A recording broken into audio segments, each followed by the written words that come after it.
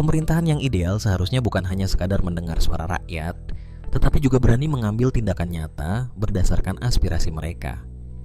Kita sering mendengar ungkapan bahwa suara rakyat adalah suara Tuhan. Namun, kenyataannya, banyak suara yang terabaikan.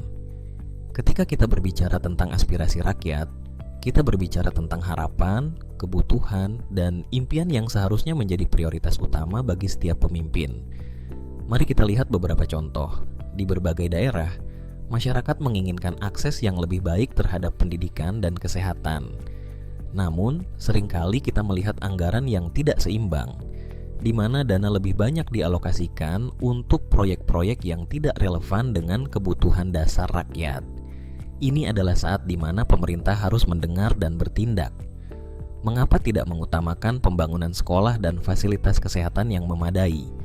Ini adalah langkah konkret yang bisa diambil untuk memenuhi aspirasi rakyat. Selanjutnya, mari kita bicarakan transparansi. Rakyat berhak tahu bagaimana anggaran digunakan dan keputusan apa yang diambil. Ketika pemerintah terbuka, kepercayaan masyarakat akan meningkat. Namun, jika informasi disembunyikan, akan muncul kecurigaan dan ketidakpuasan. Kita perlu mendorong pemerintah untuk lebih transparan dalam setiap kebijakan yang diambil, agar rakyat merasa terlibat dan dihargai. Dan jangan lupakan partisipasi masyarakat. Pemerintah yang ideal adalah yang melibatkan rakyat dalam proses pengambilan keputusan. Misalnya, melalui forum-forum diskusi atau konsultasi publik. Ketika rakyat dilibatkan, mereka merasa memiliki andil dalam pembangunan daerahnya. Ini bukan hanya soal mendengar, tetapi juga memberi ruang bagi masyarakat untuk berkontribusi.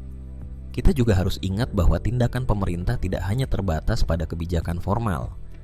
Tindakan nyata bisa berupa program-program yang langsung menyentuh kehidupan sehari-hari, seperti pelatihan keterampilan bagi pengangguran atau bantuan untuk usaha kecil. Ini adalah bentuk nyata dari perhatian pemerintah terhadap aspirasi rakyat. Akhirnya, kita semua memiliki peran dalam mendorong pemerintahan yang ideal. Mari kita terus suarakan aspirasi kita, berpartisipasi dalam proses demokrasi, dan tidak ragu untuk mengkritik ketika diperlukan.